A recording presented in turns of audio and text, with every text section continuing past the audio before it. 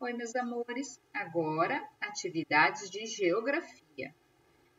Vamos continuar falando sobre a contribuição dos outros povos, né, na nossa cultura. Vamos ver na página 106, tá? Contribuição dos asiáticos. Os asiáticos, especialmente os japoneses, compõem outro grupo que migrou em massa para o Brasil. A chegada dos japoneses deu-se a partir de 1908, ao desembarcar no Porto de Santos, de São Paulo. Muitos se dirigiam, né, para as hospedarias de imigrantes e, em seguida, foram encaminhadas ao interior do país para realizar trabalhos, né, em pequenas lavouras e grandes cultivos de café. Imigrantes japoneses no trem com destino ao interior de São Paulo, para onde grande parte deles foi encaminhada, a fim de trabalhar nas lavouras. Olha só, né? Bastante, hein? Os imigrantes japoneses marcaram fortemente as paisagens dos lugares no Brasil, onde viveram e onde muitos de seus descendentes ainda vivem. Ainda hoje, as cidades que mais receberam esses imigrantes mantêm as tradições do Japão, técnicas de trabalho, sobretudo na lavoura, a culinária, as danças, as festividades, são alguns exemplos da influência desse povo na cultura brasileira. Atualmente, estima-se que cerca de 1,5 milhão de brasileiros sejam descendentes de japoneses. Muitos deles, cerca de 400 mil, vivem no estado de São Paulo, no bairro da Liberdade, no município de São Paulo. É possível observar diversos aspectos da cultura japonesa, desde as roupas, né, dos habitantes e os ideogramas nos restaurantes e no comércio, até as festas e comemorações que realizam. Né? O bairro é muito visitado por turistas, especialmente nos finais de semana, quando são organizadas barracas que vendem comidas típicas, roupas ou artesanatos. No entanto, percebe-se a influência japonesa por todo o país, como no município de Tomé Açu, no Pará, em Açaí, no Paraná, e em Futi, no Rio Grande do Sul. Festival japonês realizado no Paraná em 2018. Olha só que interessante. A dança deles, né? A roupa. Cite aspectos da cultura japonesa que você reconhece no seu modo de vida e nos seus familiares. Vocês podem perceber, né, a influência da cultura japonesa no nosso dia a dia.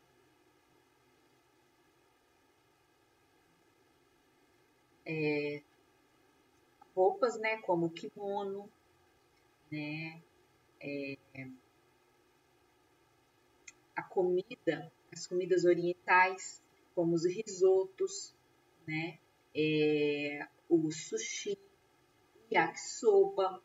Isso aí é da cultura japonesa que nós brasileiros aderimos, né? Que mais que teríamos? A meditação também vem dos japoneses, né? A meditação, ela é oriental, certo? Temos também na comida o miso também, né? Também é oriental. Então, se vocês lembrarem de mais alguma coisa, vocês podem estar anotando, tá bom? Interação. Os latino-americanos. Nas últimas décadas, também tem ocorrido maior deslocamentos de pessoas ao Brasil, oriunda dos países vizinhos, entre eles Argentina, Uruguai, Bolívia, Venezuela e Paraguai. Muitos desses imigrantes vêm em busca, né, de melhores condições de vida.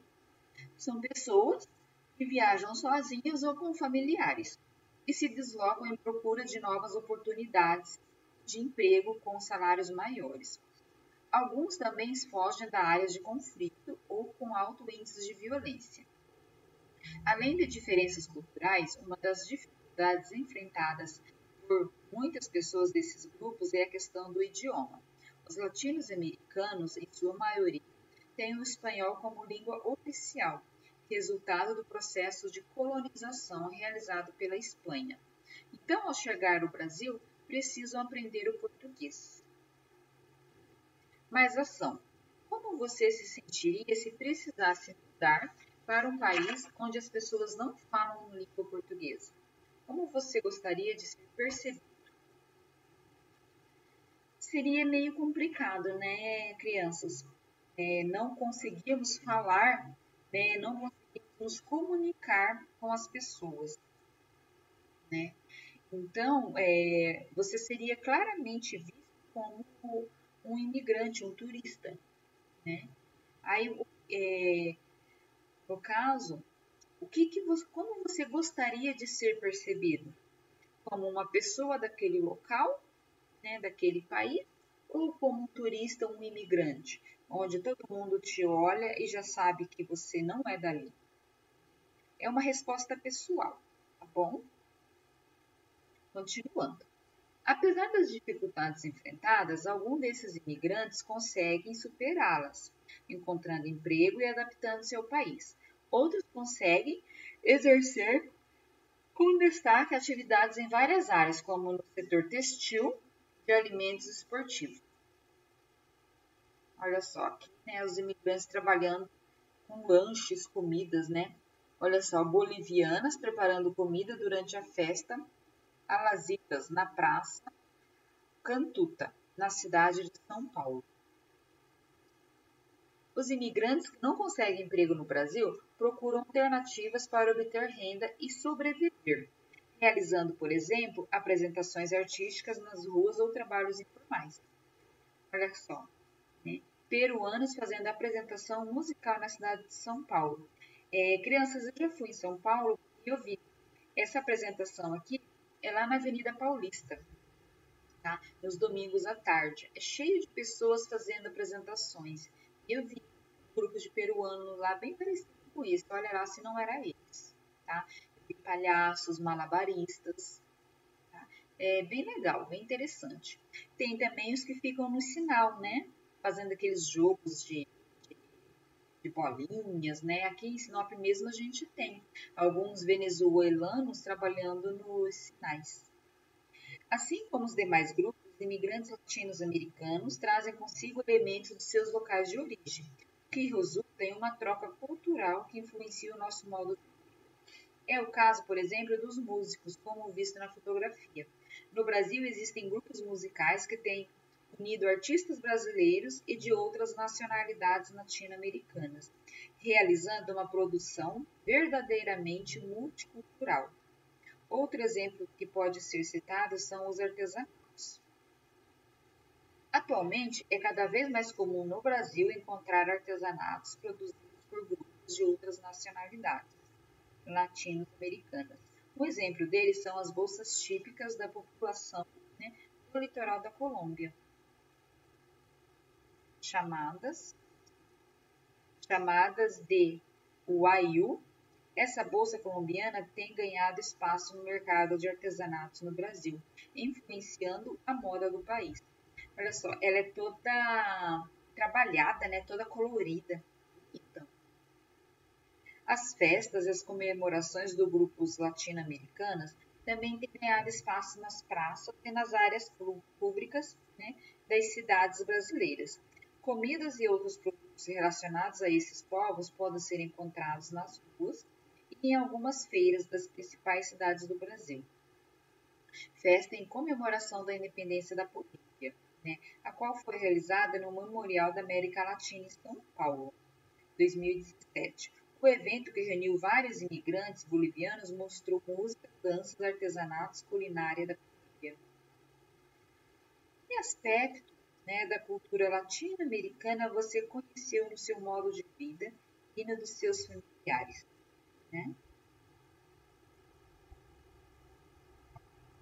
Quais são, né, que a gente pode observar, né, os aspectos, né, dos modos de vida, né, da cultura latino-americana? Nós temos a dança, a música, né, alguns tipos de comida, né, que fazem parte já da nossa cultura e que foi promovida por eles. Mãos à obras. Se vocês lembrarem de mais alguma, vocês podem estar anotando aqui, tá bom? Indique 3 exemplos de manifestações culturais provenientes de povos estrangeiros existentes no lugar onde você vive. Mistura cultural e país de origem, né? Aqui, crianças, vocês podem indicar arquitetura, culinária, arte, artesanato, tá bom? Vocês podem estar apoiando aqui. E aqui o país de onde ela é, tá? O país de origem, tá bom? Observe a fotografia a seguir e leia a legenda. Imigrantes. Europeus posando para a fotografia em frente à hospedaria. Imigrantes em São Paulo. No final do século XIX. Inicialmente, para onde se dirigiam os imigrantes que apareceram na fotografia?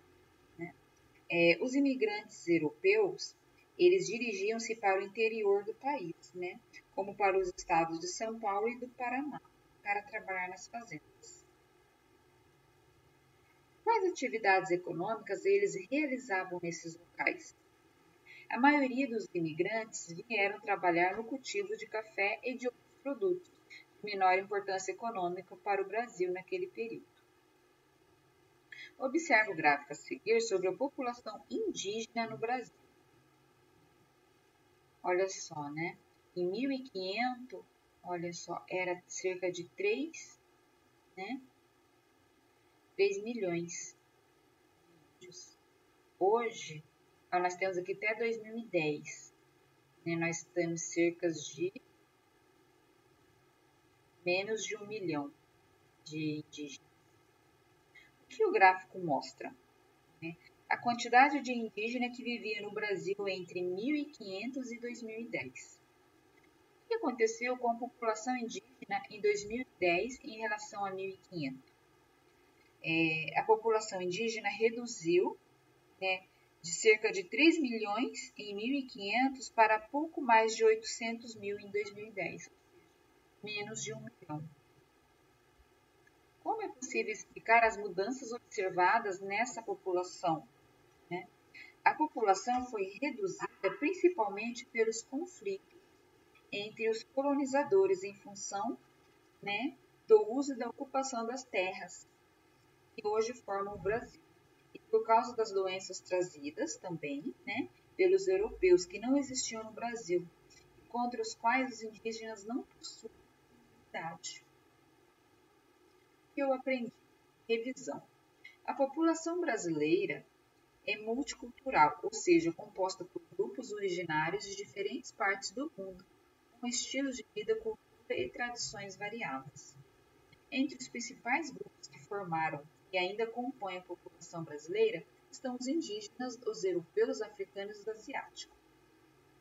Em um período mais recente, imigrantes de outros países latino-americanos também passaram a migrar em maior número no Brasil, acrescentando novas características à rica cultura brasileira.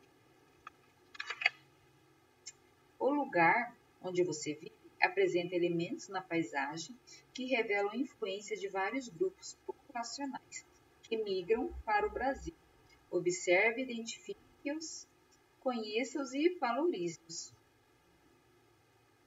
Apesar de enfrentarem barreiras culturais como desconhecer o idioma local, os imigrantes no geral se mudam para o Brasil em busca de trabalho e melhores condições de vida, contribuindo para a formação da população brasileira, né, e para a construção do país.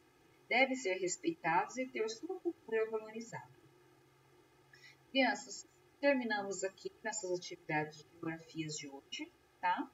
Qualquer dúvida, vocês me mandem mensagem, façam as atividades e me mandem, ok? Beijo, meus amores, e até daqui a pouco com as atividades de história.